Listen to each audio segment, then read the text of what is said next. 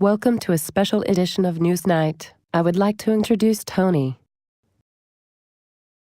I would also like to introduce George and Bill, who is a political strategist for the Democratic Party in the U.S.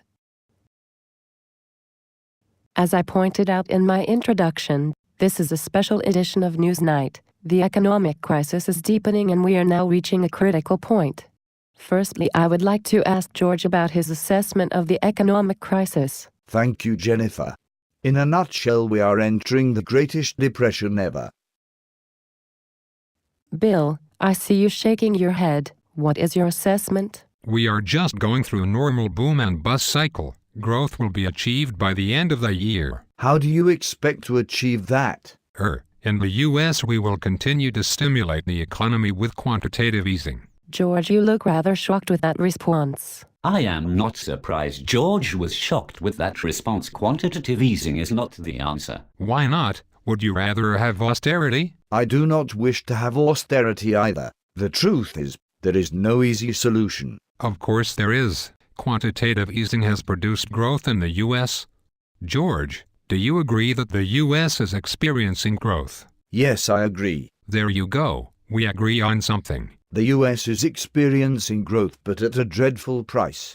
The U.S. debt ceiling was raised last August to $16.4 trillion. The U.S. have had quantitative easing, Operation Twist, and have kept interest rates far too low. It reflects a very sick economy.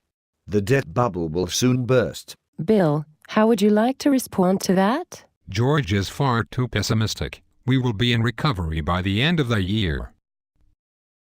I am just receiving a news flash. The Dow Jones Index has risen today by 207 points to 12,335. The time is 15:30 hours GMT. Stimulus hopes spur stocks and commodity prices are rising. I am very sad indeed to hear that news. Quantitative easing is not the answer. In fact, every time I hear it, I think of people's pensions being eroded. We truly are living in scary times, and yet the average person does not realize how bad matters are going to get.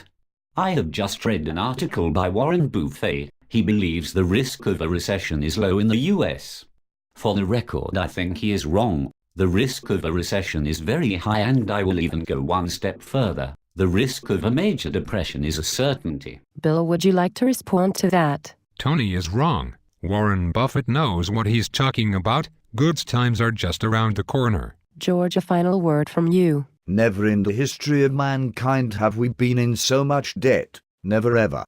We will enter the greatest depression ever. Quantitative easing will eventually inflate away the value of the dollar. I believe the U.S. government will announce quantitative easing within the next few months. Quantitative easing will only delay a greater depression down the road. I see major chaos in Europe, and bank runs will soon be headline news. The public need to prepare for the new reality ahead. I fear some won't be prepared, as they will suffer from normalcy bias.